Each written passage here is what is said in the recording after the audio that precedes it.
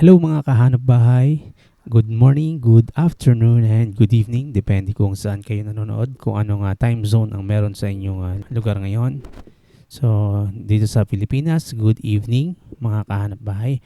And tonight ay ipepresent ko sa inyo ang isang project sa Tanawan, Batangas, ang Tanawan Park Place.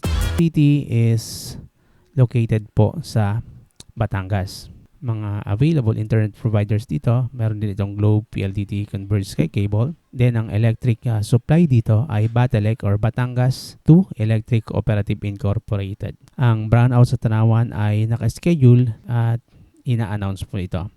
Once a month lamang ito o minsan ay hindi nga nangyayari sa isang buwan. Ang Tanawan ay patuloy sa pag-unlad dahil marami namang mga upcoming projects dito at ang Batangas ay isang industrial center of Batangas. Nandiyan ang Nestle, FIP2, 35 manufacturing companies such as Honda Philippines, Sanco Gosei Philippines, Canon Business Machinery Philippines, Shimano Philippines, Brother Industries and Power Philippines, MyBrush Technology, Sonyon Philippines Incorporated at marami pang iba. Tulad nito ang Malvar, Batangas na may 5 industrial park na Batelec din ng electric power supply. And ang Tanawan, Batangas ay may mga upcoming projects nga. And Suntorized establishments ay 44 hectares future development ng Daiichi. So magkakaroon dito ng commercial at residential project at mini Nuvali. Kung familiar kayo dito sa south sa part ng Santa Rosa, Silang, meron tayong Nuvali. So dito sa Tanawan, Batangas ay mini Nuvali. And magkakaroon din itong Tanawan Sports Complex and Antorium Hotel. Nagpapatunay ang mga investments na ito na hindi problema ang electric supply ng lugar. Let's proceed to our topic, ang Tanawan Park Place, Phase 3. So, located ito sa Barangay Bagong Bayan and Hidalgo, Tanawan, Batangas. Meron itong issued license to sell number na 798. Ito yung distance to key locations ng ating project.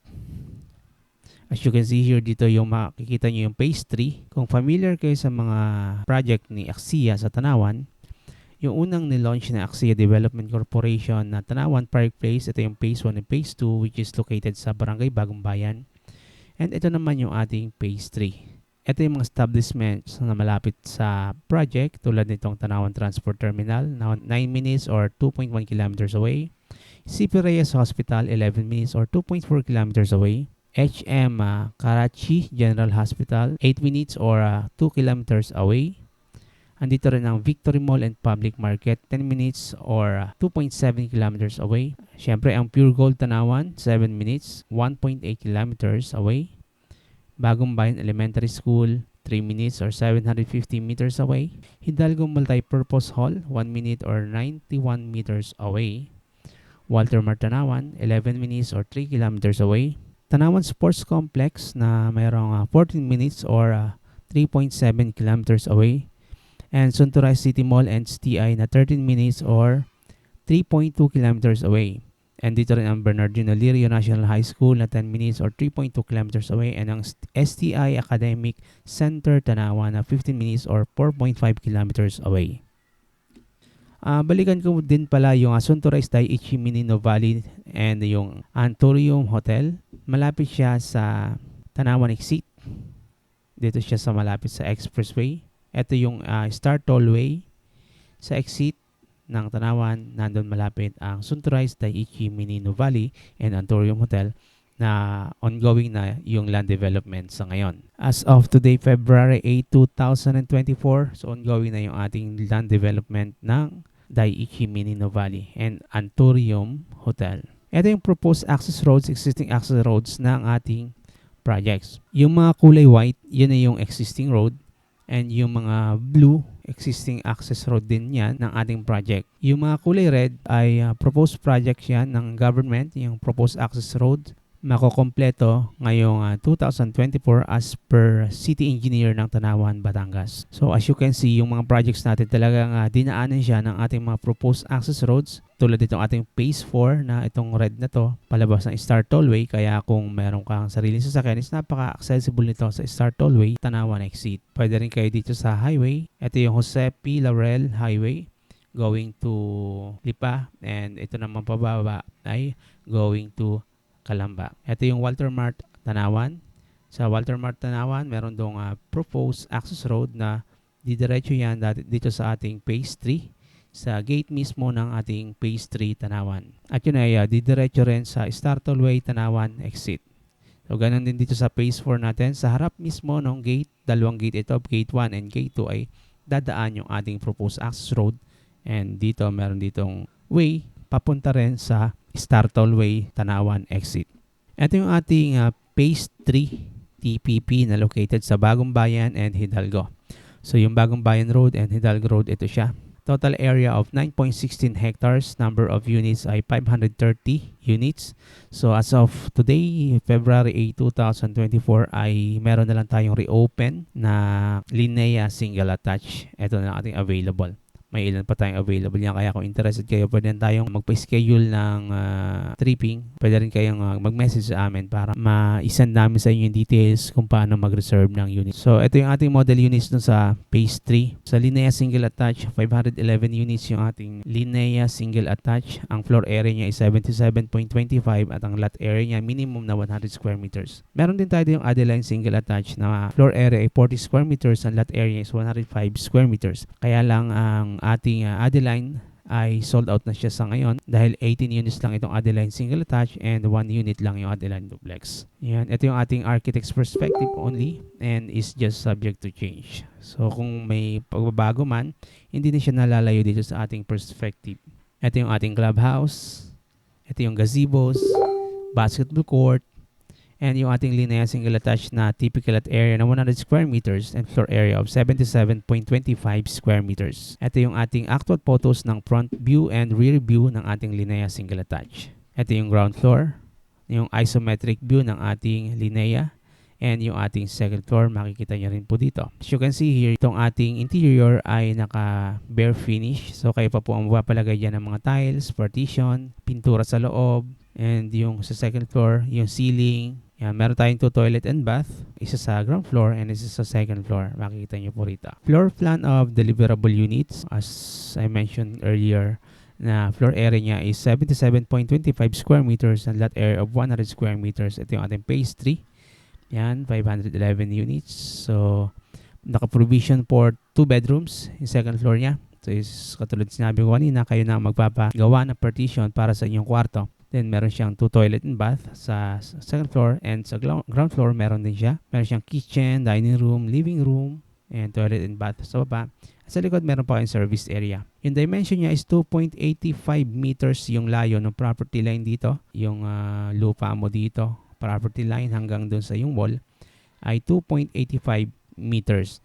Ngayon, kung may dalawa kang sasakyan, ay kasya naman siya na magkasunod. Sa harapan, ay meron ka pang 3 meters mula dun sa iyong pasad hanggang dun sa iyong property line sa harapan. Yung dimension ng bahay ay 5.15 meters and yung depth niya ay 7.5 meters. Ito yung provision for living and dining area. Actual photos of deliverable unit. Yan, makikita nyo yung loob niya. Wala pa siyang pintura at wala pa siyang tiles. Good thing naman ay makinis na yung ating mga wall kaya ready to apply na yung ating mga paint dito. Ganon din sa ating second floor. Makikita nyo pa yung buong second floor and madali na siyang lagyan ng mga partition. Depende na lang yan sa preference nyo kung gusto nyo concrete or plywood or hardiplex yung gamitin yung partition. Ito yung kitchen area, service area, and toilet and bath. Actual deliverable unit. Ito yung technical specification for a deliverable unit. Pwede nyo na lang po siyang basahin. Masonry and finishes, windows, doors, roofing, structural, and piping system. Pwede nyo pong i-post yung video at para mabasa nyo po yung mga ginamit na materials doon sa Linea. Ito yung sample expansion unit ng ating Linea Single Attach. Actual model unit, photos ng ating Linea. So sa nakikita nyo sa deliverable unit, dito lang ang nakalagay is 199 square meters and floor area 77.25 square meters. And ito namang nasa right side na 102 square meters na lot, naging 130.25 yung kanyang floor area dahil yung open spaces ay nilagyan na rin ng slab at in-extend na yung kanyang unit. Yung dating 3 bedrooms na provision, so ginawa na talaga niyan 3 bedrooms dito. Available yung ating model unit for viewing. Pwede kayo magpa-schedule sa amin ahead of time para ma-schedule natin yung ating site visit. Ito yung ating sample expanded unit floor plan. As you can see here, meron na siyang provision for living and dining room. Meron na din siya ditong kitchen area. May toilet and bath dito. Then sa service area, naglagay pa rin ng another toilet and bath. And dito sa portion na to, naglagay din ng lababo rito. And meron pa ditong isang room, pwede nyo gawing maid's room, or stock room, depende sa pangangailangan nyo. Ito naman sa second floor, pag akit nyo ng hagdan, dito yung toilet and bath sa area na to. Ito yung bedroom 1, may sariling bintana yung bawat room dito. Ito yung bedroom 2, ito yung bedroom 3. Ito yung hallway, may family area dito, and may mini balcony dito sa harap na to. Kung mapapansin niyo ay hindi pa sinagad yung extension ng second floor. So in the future, pwede nyo pa siyang lagyan ng terrace dito or extension ng iyong second floor. Ganon din sa likod, hindi pa nakasagad yung property. Kaya pwede ka pa magpagawa ng expansion ng iyong unit. Ito yung ating sample computation. Pwede pong magkaroon ng changes yung ating computation dahil twice a year nagkakaroon po tayo ng price increase dito sa Tanawan Park Place. Para sa updated computation, pwede kayo mag-message sa amin. May iiwan kaming link dyan sa description ng video para ma-message nyo kami para ma-send namin sa inyo yung updated computation ng Linea. Daan na lang din natin itong Adeline. Yan, 105 square meters and 40 square meters yung floor area. Pero sa ngayon sold out na po siya. Ito yung kanyang deliverable unit. Ito yung Adeline Duplex Single Attached Isometric View. Yan yung front view and rear view. Yan yung actual turnover unit. Provision for living, dining, and bedrooms. Toilet and bath. And yung horizontal expansion. Yung floor area na 40 ay pwede mo siyang gawing 105 square meters. And yung lot area is 50 square meters. Ito yung ginamit sa kanyang mga materials. Sa doors, windows, painting works, roofing, ceiling works, and floor finish. And yung wall finish. Punta naman tayo sa Tanawan Park Place 4. Sa Tanawan Park Place 4 ay located naman sa Barangay Hidalgo and Banjo East, Tanawan, Batangas. Ito yung kanyang distance to key location. So tulad din yung binanggit ko kanina, yun din yung mga distance to key location siya. Ito yung location ng site. Ito kasi yung phase 3 kanina. And ito naman yung site ng phase 4. Yan yung proposed and access roads. Nandito naman ang phase 4. Ito yung site development plan ng Tanawan Park Place phase 4 na total gross area na 15.3 hectares. Total number na 1,018 units. Yung mga unit types na available dito ay Jasmine Single Attached and Townhouse. And sa ngayon mayroong bagong bukas na model. So yung ibang model na Carnation, yun yung mga bagong bukas ngayon. So ito yung units na may available pa sa Tanawan Park Place Phase 4. Jasmine Single Attached and Jasmine Townhouse. Ito yung project amenities. Meron siyang clubhouse, basketball court, gazebos, entrance gate 2, terminal tricycle 2, and yung tricycle terminal 1, and entrance gate 1. So dalawa yung ating entrance gate. Ito yung entrance gate, architect's perspective only and subject to change. Ito yung ating clubhouse, gazebos, basketball court, to tricycle terminals. And ito yung ating Jasmine Single Attached. That area niya is 58.5 square meters and floor area na 44.5 square meters. Provision for living, dining, and kitchen area. Provision for 2 bedrooms, toilet and bath, service area, and a carport. Ito yung floor plan or deliverable unit ng Jasmine Single Attached. 541 units yung ating available dito. Ito na yung Jasmine Single Attached isometric view floor plan. Second floor. Ito yung rear view.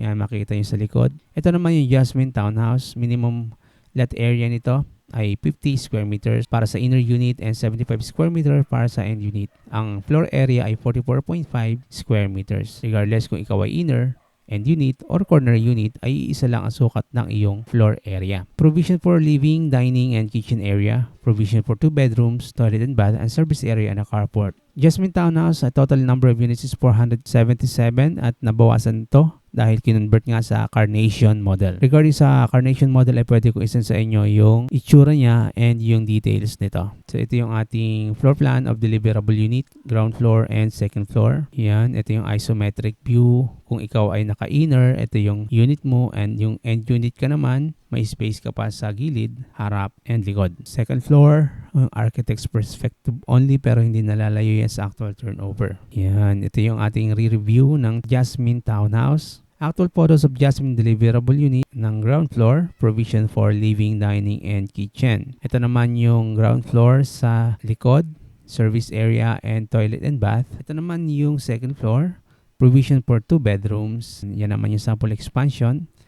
Yung size niya na 58.5 square meters na lot area sa actual deliverable ay 44.5 square meters, pero sa ating sample expansion, yan, same lang yung lot area na 58.5 square meters at floor area niya ay 82.5 square meters. Kung dito ay 2 bedrooms lang, dito kasya na ang 3 bedrooms. May maid's room ba? to toilet and bath, service area, and a carport. Ito yung sample unit na pwede nyong gayahin sa inyong townhouse. Ito yung floor plan ng sample expanded unit. Sa technical specifications, yung masonry and finishes, windows, doors, roofing, structural, piping system. So, basahin nyo na lang po siya. Pwede nyo i-post yung video.